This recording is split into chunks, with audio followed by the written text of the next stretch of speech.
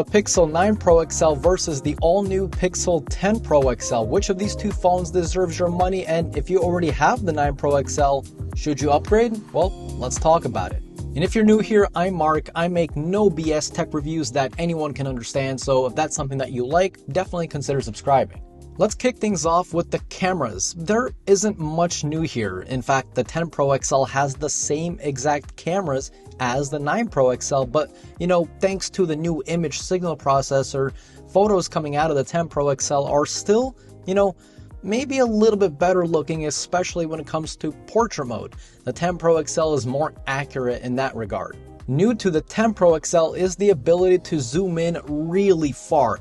This example is at 30 times zoom, which the Pixel 9 Pro XL tops out at, and this example is at 100 times zoom. So clearly the 10 Pro XL wins here. Video, on the other hand, hasn't changed at all from what I can tell. No new functions, no new features.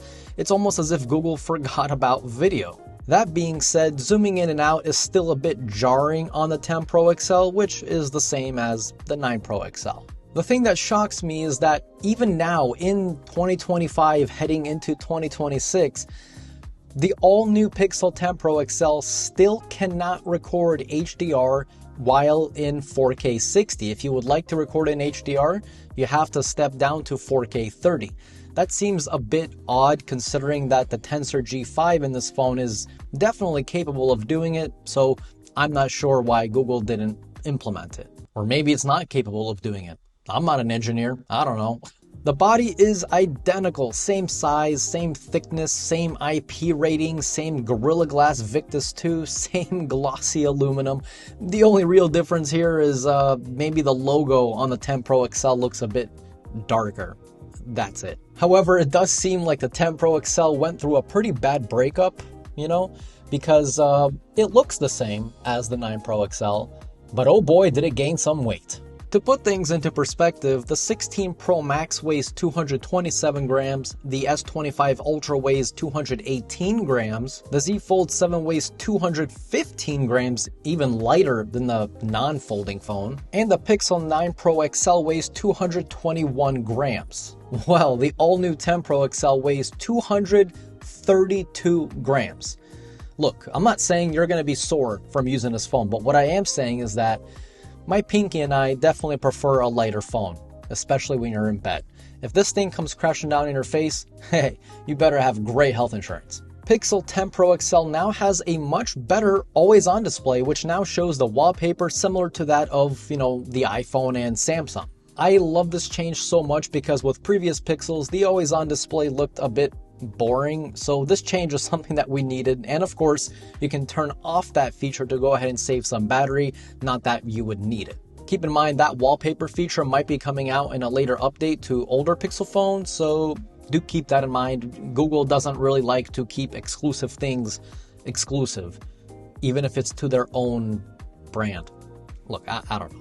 So Magic Queue, huh? What's that? Well, Magic Queue is an AI feature on the Pixel 10 series that acts like a smart context-aware assistant. It can pull relevant details from your Google apps like Gmail, Calendar, or Messages and surfaces them up when you need them. Think of it like this. You're going on a trip in 6 months. You forgot what plane you're on, right? You don't even know. You don't know anything, right? You forgot your hotel, you forgot your friends, you forgot your family, you forgot all that stuff. Hey, that happens, right? Well, you can just simply ask, instead of digging through your email for hours, ask Gemini. You can literally say, hey, what's my upcoming trip? Where am I going to? Who's coming with me? What's my mom's name? This feature is exclusive to the 10 series and will not be coming to the 9. I don't have any future trips planned, so let me go ahead and show you guys this example on a trip that I just recently came back from. What trip did I take last January? And I think it should be accessing the Google Calendar. Yep.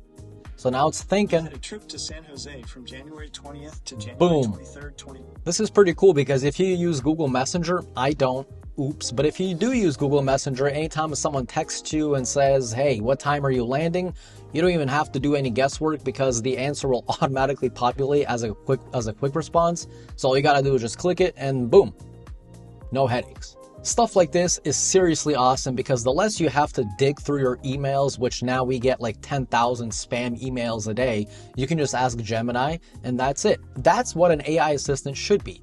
Apple, take notes. Please. No, seriously, please. What month was last month? It's Tuesday, August 26th, 2025. It's Tuesday, August 26th, 2025. That's exactly what I wanted to know. Thanks, Apple. The speakers. Okay, look, whatever Google did with the 10 Pro XL, they need to keep it up because the speakers on the 10 Pro XL are a massive upgrade comparing to the 9 Pro XL. Just have a listen. Samsung's Galaxy Z Flip 7 against the Motorola Razr Ultra. Is the Razr truly Ultra? Because it sure has to do a lot. Galaxy Z Flip 7 against the Motorola Razr Ultra. Is the Razr truly Ultra? Because it sure has to do a lot. The display. Both are 6.8 inches and things here are mainly the same, but the 10 Pro XL did get a slight increase to brightness, which is definitely needed and is definitely helpful when viewing outside as you're watching some HDR content. But Dolby Vision is not here on either of the two. You're limited to HDR10 and HDR10 Plus. A bit disappointing, but oh well. Something important to note is that if you live in the US, the 10 Pro XL only comes with eSIM, no physical SIM slot like on the 9 Pro XL, which is something I hate. I believe it's just to lock you to your phone so you can't try out another phone. So if you rely on physical SIM or you just cannot be without it, I don't blame you. This phone's not for you unless you import one from Europe because those models have physical SIM. We have eSIM. Same thing with iPhone. By the way, here iPhone is eSIM, Europe, physical SIM. Hey, why are we getting screwed? Now, as far as the performance goes, the Tensor G4 on the Pixel 9 Pro XL is kind of being dwarfed by the G5 in the 10 Pro XL. Even in the gaming stress tests, we can see that the 10 Pro XL is able to sustain its power for much higher, longer. But in normal day-to-day use, I'm not noticing any difference between the 10 Pro, this is 10 Pro, right? Yeah, the 10 Pro XL to the 9 Pro XL. Where you will see a difference is the battery life. You can expect the 10 Pro XL to last maybe like 30 to 45 minutes longer, an hour if you're lucky, just from what I've noticed so far. Again, this does depend on how you use your phone, so do take that with a grain of salt. Battery life, A+. I mean, it was already great on the 9 Pro XL and it got even better on the 10 Pro XL, so can't complain. But even with the new fancy terminology, you know, for example, the 10 Pro XL now uses UFS 4 storage, so it's a lot faster to access your apps, like such as whenever you're loading into them or opening them up. Again, however, I haven't noticed any difference between the UFS 3 or 3.1, whatever is in here, I'll put it on screen. No difference from here to the 10 Pro XL, at least from what I've noticed. So yeah, both have 16 gigs of RAM as well. So there you go. I guess what I'm trying to say is if performance is something you're worried about, both of these phones are perfectly fine. They're going to be lasting you a long time, especially, you know, both phones are supported for 7 years. So yeah, there's that. I've reviewed every Pixel phone from the Pixel 3a and every single one of them overheated except the 9 series. That was the first Pixel series for me that I can easily, comfortably record outside and it doesn't overheat.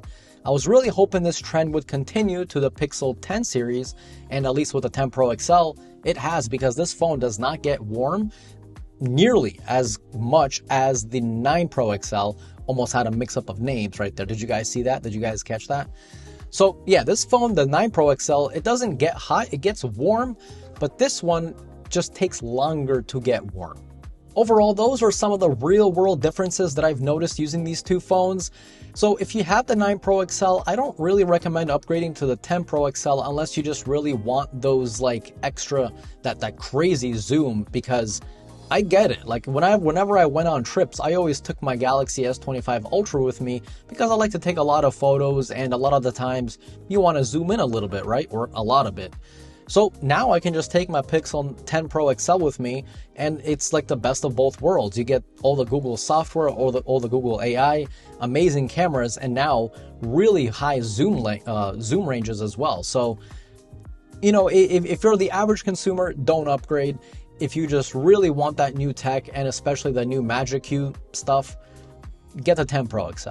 So what do you guys think? Are you guys going to be upgrading to the 10 Pro XL from your 9 Pro XL? Let me know down below in the comments. If you're new here, like I said, and you like no BS tech videos, subscribe. And if you guys found this video to be funny, entertaining, cool, then leave it a thumbs up. And as always, this was Mark from Mark's Tech. Adios.